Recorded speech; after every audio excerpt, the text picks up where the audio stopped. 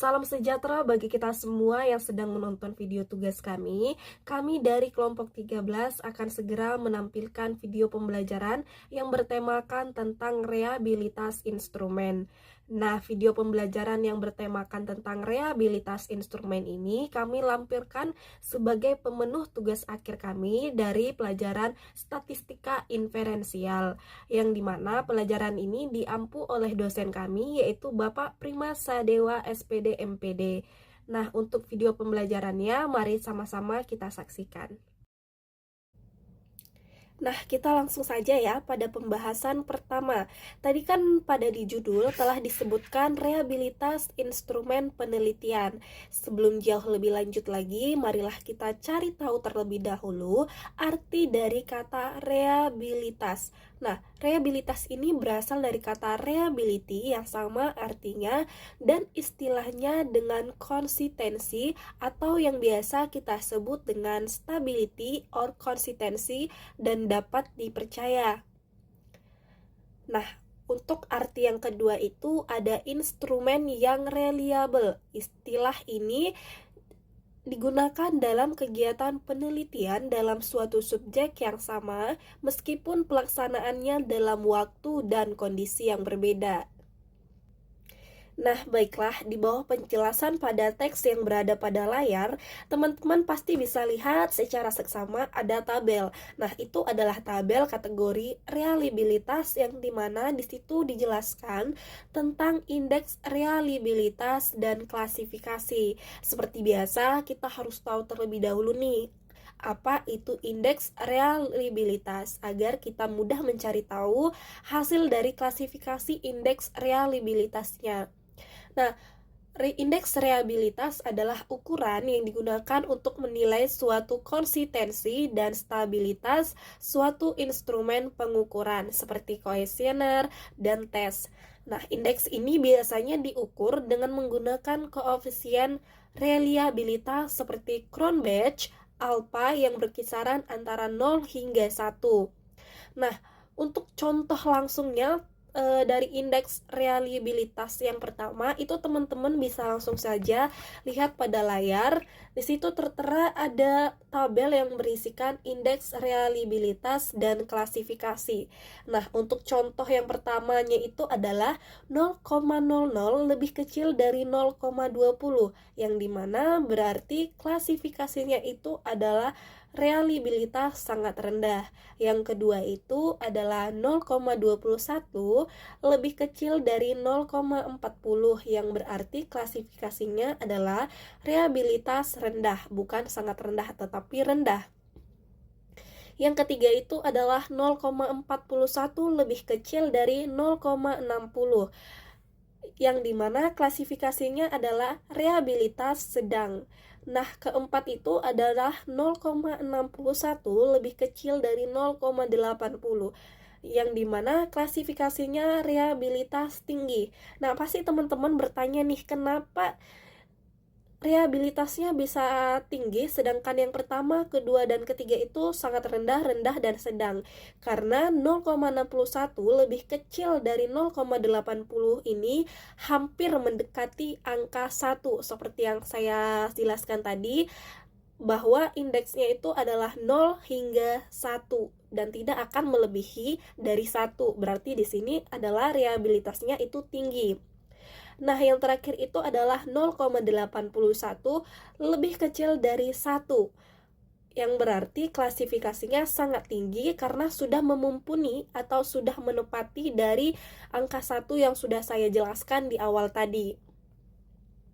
Nah, ini adalah penjelasan dari tabel indeks reliabilitas dan klasifikasinya. Nah, untuk slide penjabaran materi yang kedua, itu ada metode mengestimasi koefisien reliabilitas. Nah, yang pertama itu ada pendekatan tes atau retest. Pendekatan tes atau retest ini dilakukan dengan menggunakan soal tes yang sama sebanyak 2 kali dalam kurun waktu tertentu.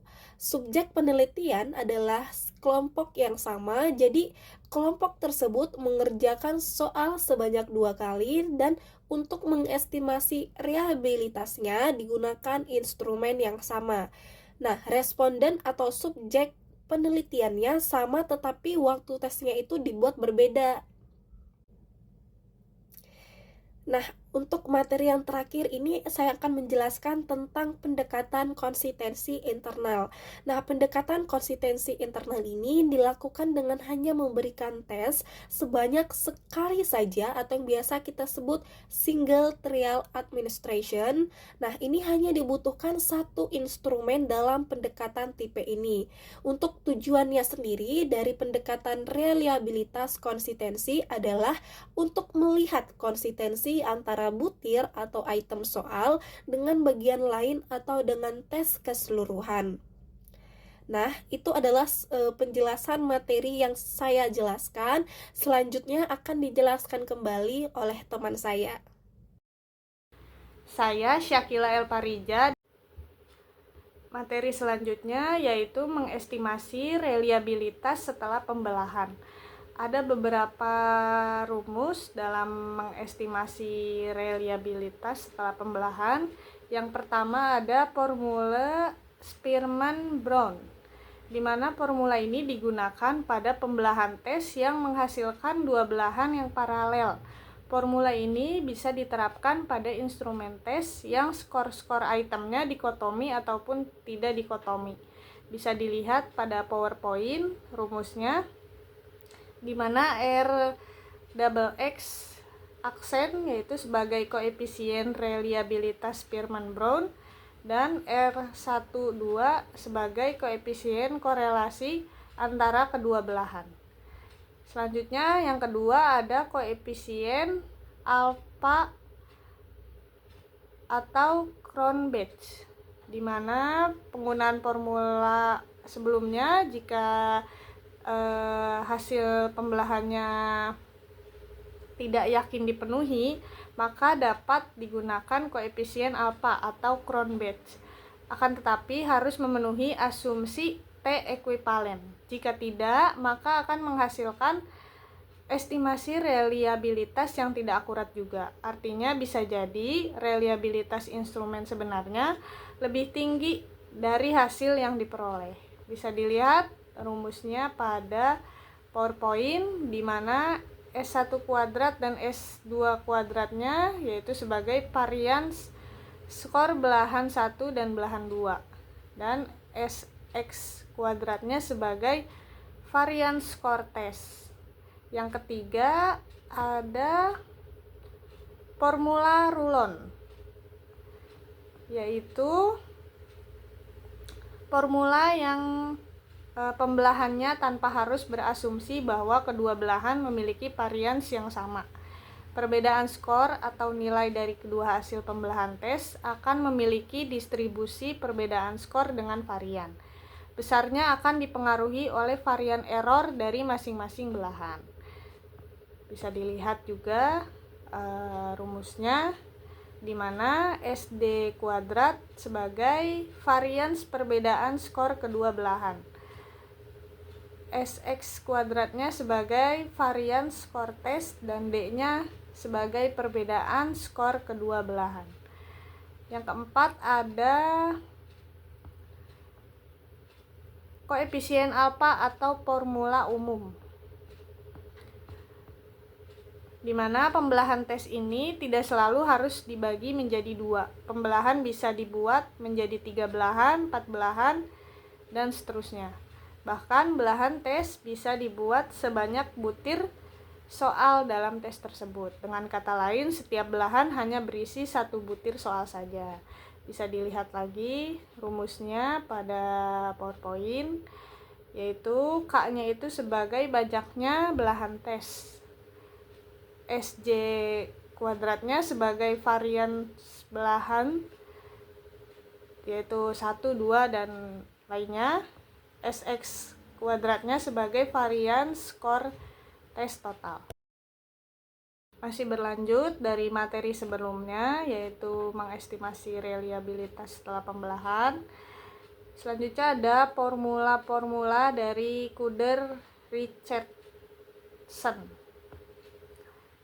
Di sini saya cuma membahas satu formula aja dari Kuder-Richardson, yaitu formula KR20, di mana jika suatu tes mempunyai jumlah item soal yang tidak terlalu banyak dan pemberian skornya dengan dikotomi, maka pembelahan tes menjadi dua bagian cenderung akan menghasilkan bagian yang tidak setara. Tapi jika dilakukan pembelahan yang lebih banyak, akan mengakibatkan jumlah item dalam tiap belahan menjadi sedikit. Nah, oleh karena itu, koefisien ini menggambarkan sejauh mana kesetaraan butir-butir atau item-item dalam suatu instrumen tes.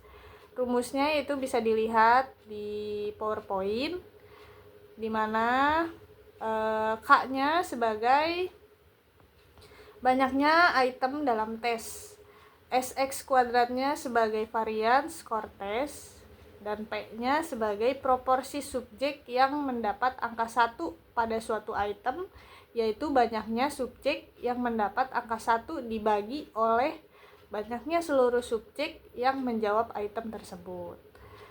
Selanjutnya ke formula Christoph untuk belah 3.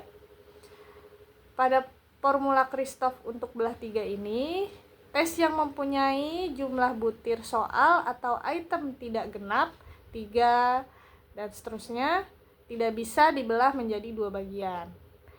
Jika dibelah menjadi dua, akan menghasilkan dua belahan soal dengan jumlah butir soal yang tidak sama, sehingga tidak dapat memenuhi asumsi R ekuivalen.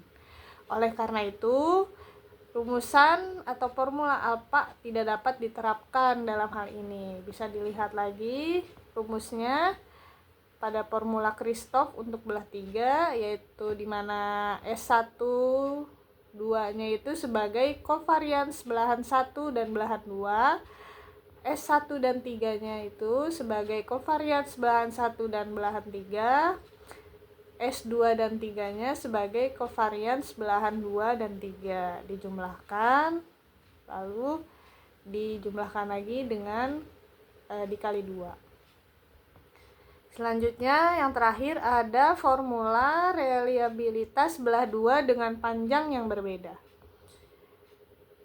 Pada rumus ini, jika suatu tes hanya bisa dibelah menjadi dua belahan, akan tetapi banyaknya item pada kedua belahan itu tidak dapat sama, maka koefisien alfa tidak dapat lagi digunakan untuk mengestimasi reliabilitasnya. Jadi hal itu dikarenakan kedua belahan yang terjadi tidak akan memenuhi asumsi R ekuivalen. Belahan tes yang berisi item dalam jumlah berbeda disebut belahan yang tidak sama panjang. Jadi tidak bisa memenuhi asumsi R ekuivalen. Jadi rumusnya adalah bisa dilihat di PowerPoint, di mana R1 kuadratnya sebagai varians skor pada belahan 1. S2 kuadratnya sebagai varians skor pada belahan 2. S1 2-nya sebagai covariance skor belahan 1 dan 2, dan SX-nya sebagai deviasi standar skor tes. Materi selanjutnya yaitu contoh perhitungan koefisien reliabilitas dengan menggunakan rumus alfa atau rumus formula umum dari koefisien alfa. Sudah diketahui soalnya di PowerPoint, bisa dilihat, yaitu hitunglah masing-masing butir berikut apakah valid atau tidak dengan alfa 5%. Di sini sudah ada 6 butir dengan masing-masing 15 N-nya 15 ya dari masing-masing butir, dan sudah diketahui juga jumlah dari Y, sigma Y kuadrat, sigma X, dan sigma X kuadratnya dari masing-masing butir. Langsung aja ke jawabannya atau cara pengerjaan dari soalnya, yaitu kita mencari dulu sigma SB kuadrat. Untuk mencari sigma SB kuadratnya, kita harus mencari dari masing-masing SB kuadratnya. Yang pertama ada SB kuadrat 1, yaitu rumusnya di mana sigma X kuadrat dikurang dengan sigma X kuadrat lalu dibagi dengan N dari banyaknya butir, lalu dibagi lagi dengan N, yaitu 15. Jadi 179 dari sigma X kuadrat di butir pertama ya, sudah pasti, lalu dikurang dengan sigma X dikuadratkan, yaitu 49 kuadrat, lalu dibagi dengan banyaknya jumlah, yaitu 15, lalu dibagi lagi dengan 15, yaitu hasilnya jadi 1,26. Dicari di SB2 kuadratnya, SB3 kuadratnya dengan cara yang sama sampai SB6 kuadrat. Lalu setelah dihasilkan dari masing-masing SB kuadrat, lalu dijumlahkan 1,26 dijumlahkan dengan 1,32, lalu dijumlahkan dengan 1,16, dijumlahkan dengan 0,96, dijumlahkan dengan 1,66, dan dijumlahkan dengan 0,92, dan hasilnya adalah 7,27.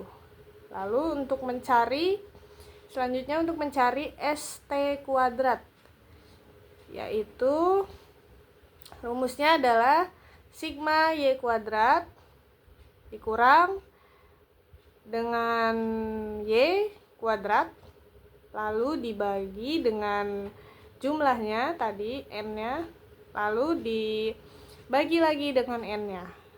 Itu untuk mencari ST kuadrat, dan dihasilkan 19,40.